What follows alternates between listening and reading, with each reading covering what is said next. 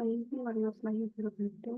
Kenalkan nama saya Agnes Dianke dari Rangga 3 UPN tujuan 4070/25.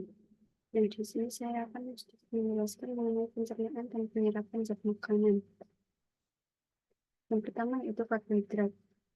Nah, karbohidrat dapat kita temukan di dalam makanan seperti contohnya yaitu sandwich, di mana sandwich ini mengandung pati yang terdiri dari polimer glukosa yaitu amilos dan amilopektin.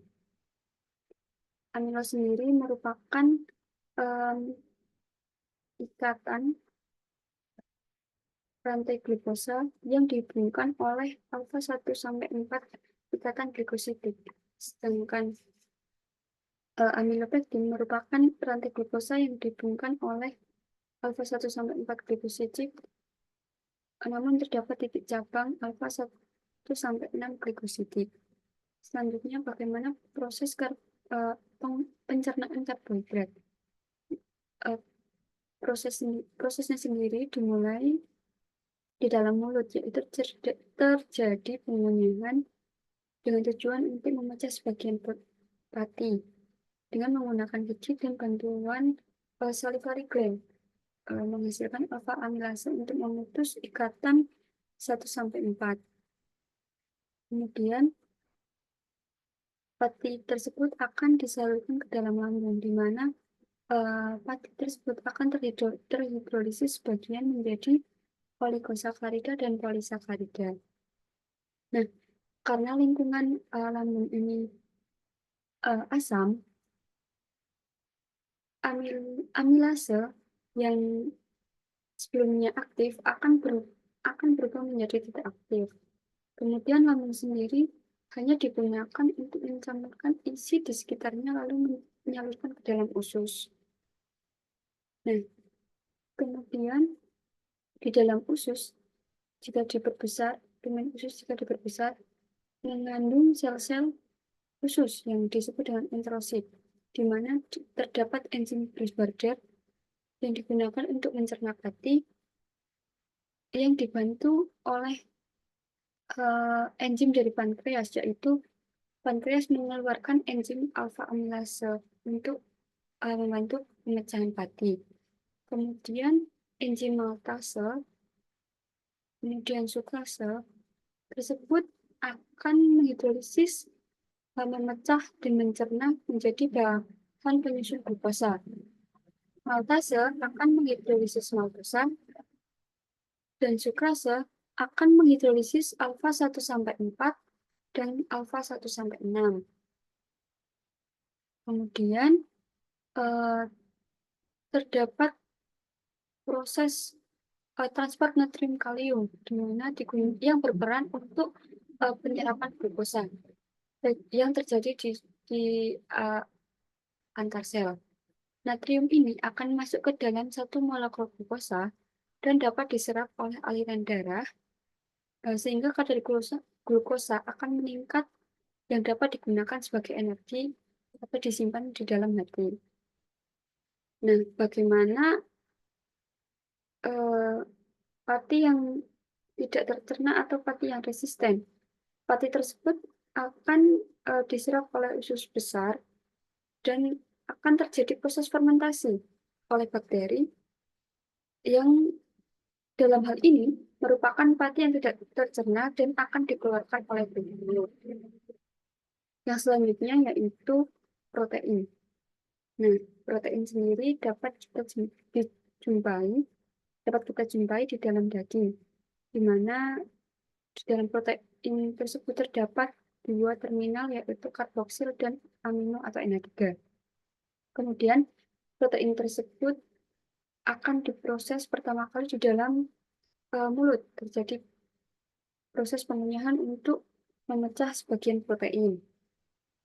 Kemudian protein yang telah tercerna sebagian tersebut akan disalurkan ke dalam lambung, di mana hal inilah terjadi dimulainya pencernaan protein.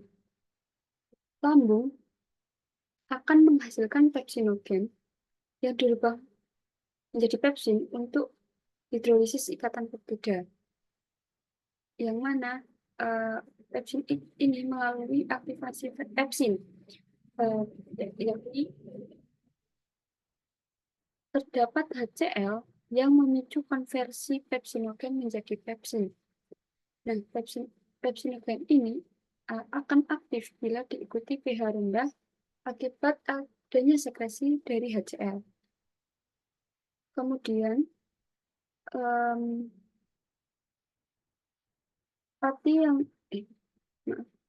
protein yang telah tercerna di dalam lambung akan dialirkan ke dalam usus halus, di mana di dalam usus halus ini terdapat lumen,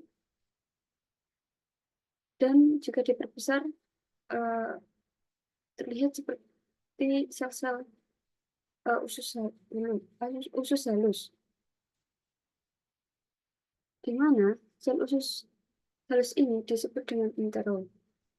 Kemudian terdapat enterokinase yang digunakan untuk merubah tripsinogen menjadi tripsin, kimotripsinogen menjadi kimotipsin, serta prokarboksipeptidase dan tripsin yang berubah menjadi karboksipeptidase untuk menghidrolisis ikatan peptida dan karboksil.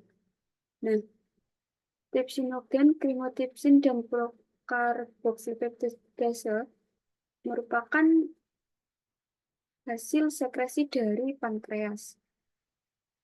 Kemudian di dalam sel usus halus ini terdapat base border yang digunakan untuk menghidrolisis ikatan peptida.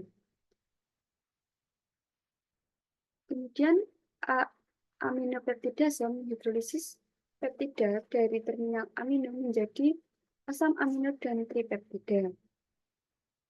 Kemudian tripeptida akan diserap melalui kotransporter dengan hidrogen dan dapat berdifusif ke dalam darah.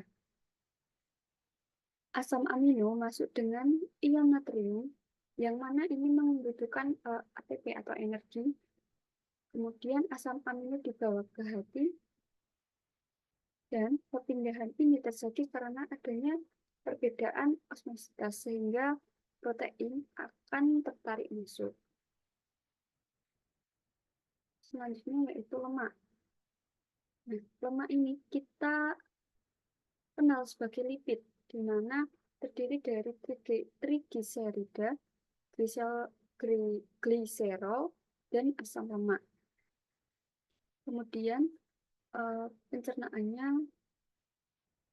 dimulai di dalam mulut, yaitu melalui proses pengunyah dan dibantu oleh lingual lipase untuk memecah lipid. Kemudian lipid yang telah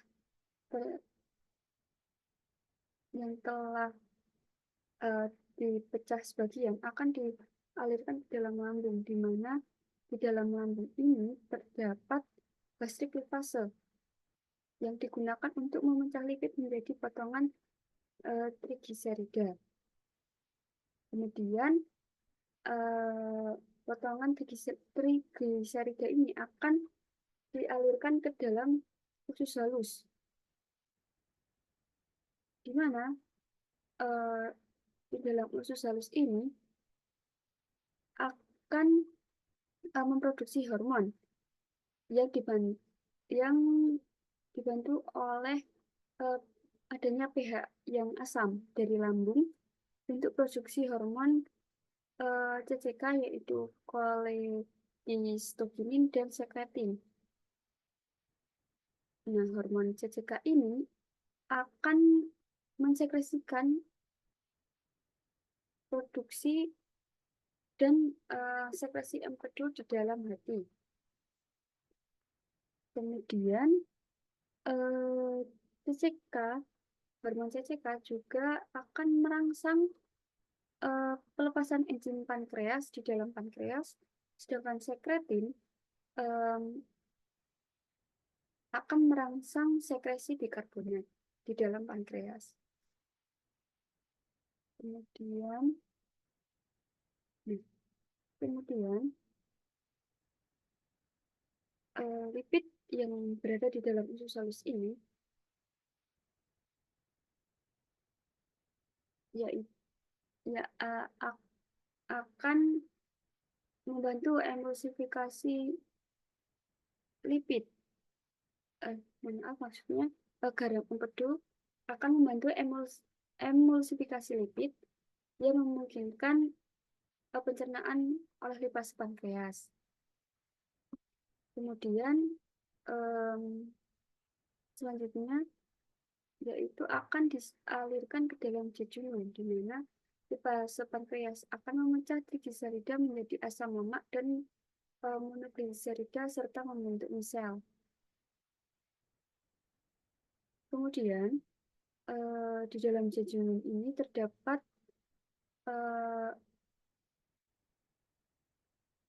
lemak yang akan diabsorpsi.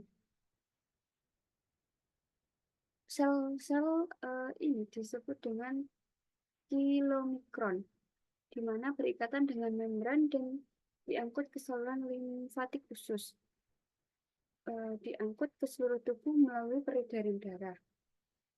Nah, garam empedu atau getah empedu akan dikembalikan ke dalam hati melalui ileum, melalui sirkulasi hepatik interior. Kemudian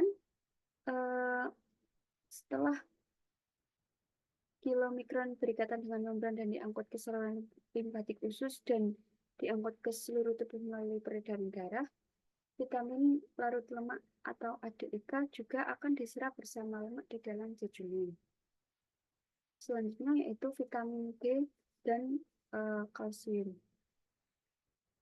Vitamin D yang dikenal dengan vitamin B3 biasanya diserap dalam kulit yang dinamakan kolekalsiferol. Vitamin D3 ini bukanlah bentuk aktif dan perlu bantuan dari kalsium. Hati akan menghasilkan kalsiferol yang akan disalurkan ke dalam ginjal yang menghasilkan kalsitriol yang mana merupakan bentuk aktif untuk penyerapan kalsium. Dan selanjutnya akan disalurkan ke dalam usus halus. Nah, di dalam usus halus sendiri terdapat lumen usus halus, di mana terdapat kalsium transporter. Kalsium ini akan masuk ke dalam dan akan berikatan dengan kalbidin, yaitu kalbidin ini untuk berfungsi untuk mengikat protein dalam sitosol, yang mana kalbidin ini akan dialirkan ke dalam darah yang membutuhkan energi atau ATP. Kemudian di dalam lumen usus halus juga terdapat kalsitriol, yang mana kalsitriol ini seperti yang tadi saya jelaskan yaitu bentuk aktif untuk penyerapan kalsium berupa VDR yang akan berikatan yang akan masuk ke dalam gen, masuk dalam nukleus untuk mengaktifkan gen, di mana transport kalsium ini akan dihasilkan dan absorpsi kalsium terjadi. Gen ini akan meningkatkan ekspresi karena situs antar mengambil banyak kalsium, sehingga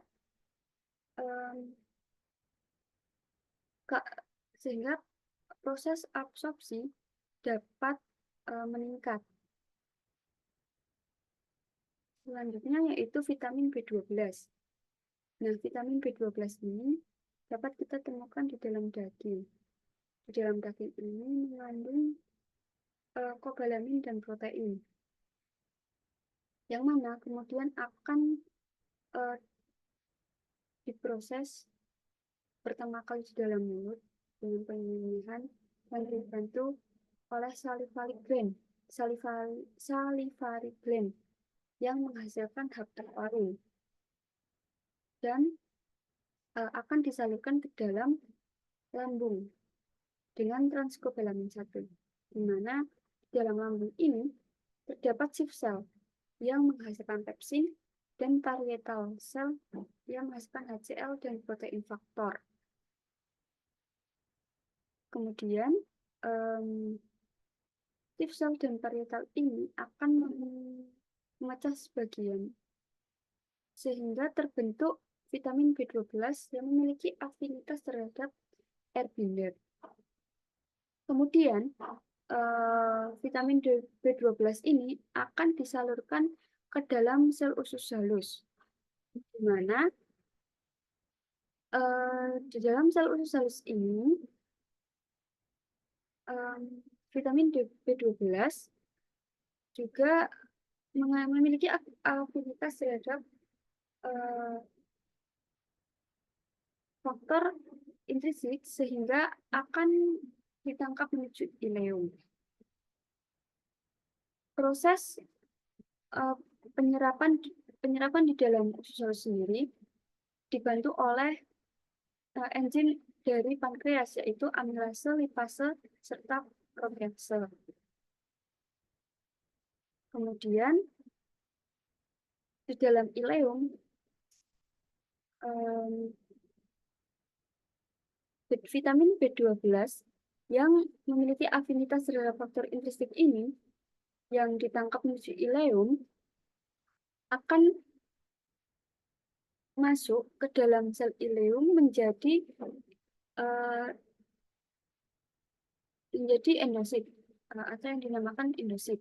Kemudian akan masuk ke dalam plasma darah, yaitu merupakan vena portal yang mengembalikan darah ke hati melalui transkobalamin 2 dan transkobalamin pengikat R, yang mana kedua hal ini menjadi bertanggung jawab untuk menghantarkan vitamin B12 ke seluruh tubuh. Cukup sekian sedikit gambaran mengenai pencernaan dan penyerapan zat makanan dari saya. Kurang lebihnya mohon maaf. Assalamualaikum warahmatullahi wabarakatuh.